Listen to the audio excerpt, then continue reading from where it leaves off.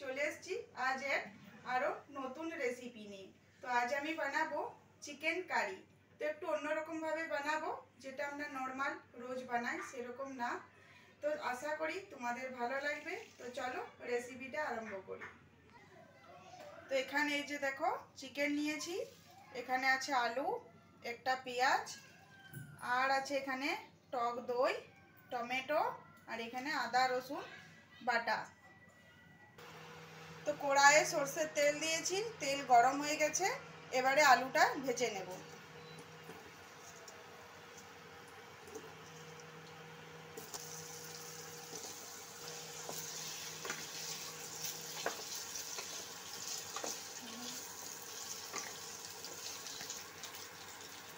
তো আলুগুলো এখানে ভেজে নেব। তো এখানে আমি কিন্তু নুন হলুদ কিছু ব্যবহার করব না, ব্যাস সিম্পল আলুগুলো একটু ভালো করে লাল লাল করে ভেজে নেব।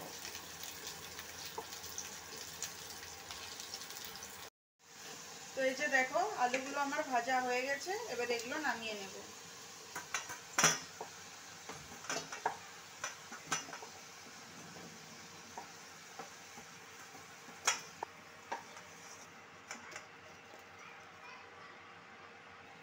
তো আলু ভাজার তেলটাতে এবারে মাংসগুলো ভেজে নেব।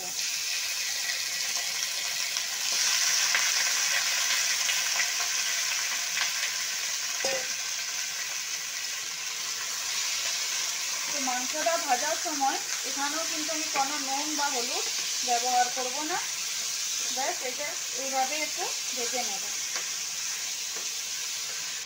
তো এখানে মাংসটা ভাজা হতে থাক, ততক্ষণে আমি এখানে পেঁয়াজটা কুচি করে নেব।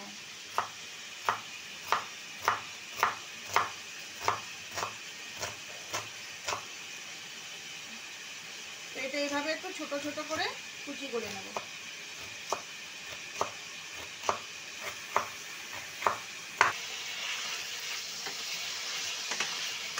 মাংসটা কিন্তু ভাজার সময় মাঝে মাঝে একটু করে নেড়ে নিতে হবে, নাহলে তলে লেগে যেতে পারে।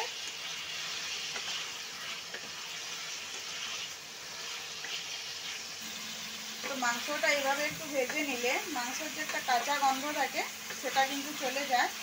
আর এইভাবে ভেজে যদি রান্না করি সেটা খেতে কিন্তু খুবই টেস্টি হয়। তো এই যে দেখো মাংসটা কিন্তু আমার এখানে ভাজা হয়ে গেছে, এবার এটা নামিয়ে নেব।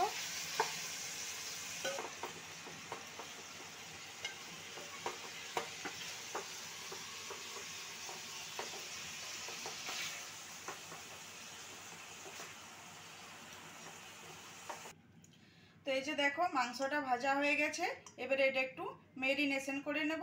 তার জন্য এখানে দিয়ে দিচ্ছি টক দই।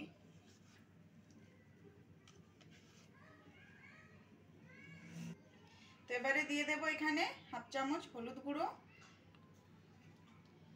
লঙ্কা গুঁড়ো, জিরে গুঁড়ো,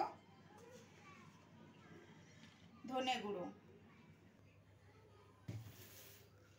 তো এবারে দিয়ে দেবো এখানে নুন স্বাদ অনুযায়ী। এবারে এগুলো ভালো করে একটু হাত দিয়ে মেখে নেব। তো এইভাবে কিন্তু মাংস রান্না করলে এটা খেতে খুব ভালো লাগে, ভাতের সাথে, রুটি, পরোটা সকলের সাথে কিন্তু এটা খেতে ভালো লাগে। মুরগির মাংস তো আমরা সকলেই বাড়িতে প্রায়ই রান্না করে থাকি। তো এইভাবে এবার রান্না করে খেয়ে দেখবে, খুবই ভালো লাগবে।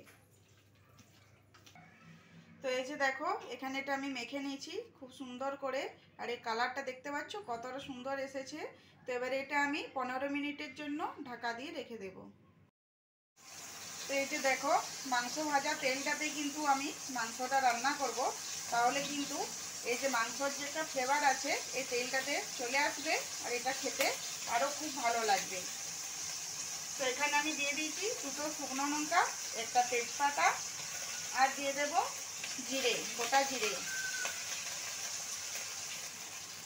এবারে দিয়ে দেব পেঁয়াজ কুচি।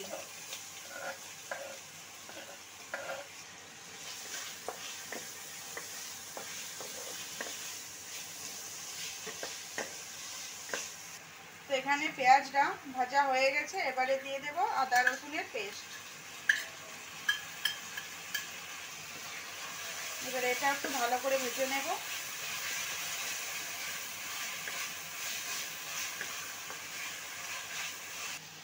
এখানে আদা রসুনটা খুব ভালো করে ভেজে নিয়েছি। এবারে দিয়ে দেবো টমেটো বাটা। এখানে দিয়ে দেবো স্বাদ অনুযায়ী নুন,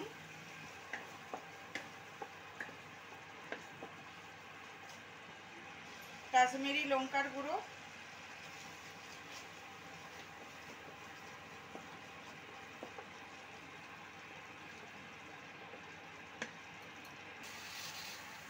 তো এখানে আমি দিয়ে দেবো স্বাদ অনুযায়ী চিনি।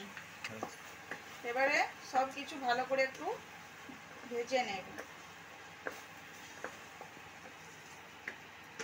তো এখানে টমেটোটা ভালো করে ভেজে নিয়েছি। এবারে দিয়ে দেব ভেজে রাখা আলু। আলুগুলো মশলার সাথে একটু ভালো করে মিশিয়ে নেব। তো এবারে দিয়ে দেব মাংস।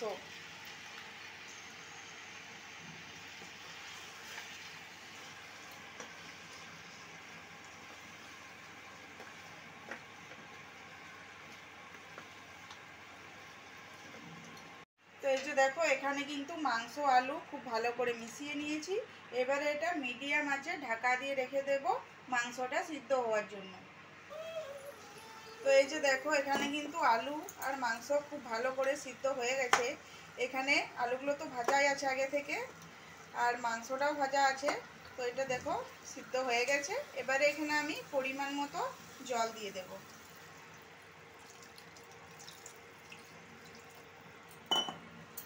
এবারে এই জলটা দিয়ে খুব ভালো করে মাংস আর আলুর সাথে মিশিয়ে নেব।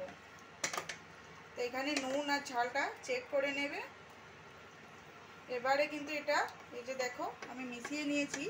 এবারে এটা আমি ঢাকা দিয়ে 5 মিনিটের জন্য রেখে দেব। তো এই যে দেখো মাংসটা কিন্তু আমার রান্না হয়ে গেছে। আর এই যে দেখো কত সুন্দর একটা কালার এসছে। তো আজকের এই চিকেনের রেসিপিটা তোমাদের কেমন লাগলো তো অবশ্যই আমার কমেন্ট করে জানাবে। আর যদি ভালো লেগে থাকে তো আমার চ্যানেলটা সাবস্ক্রাইব করে দিও। তো ভালো থেকো, সুস্থ থেকো। আরও আসছি এরকম নিত্য নতুন রেসিপি নিয়ে। ধন্যবাদ।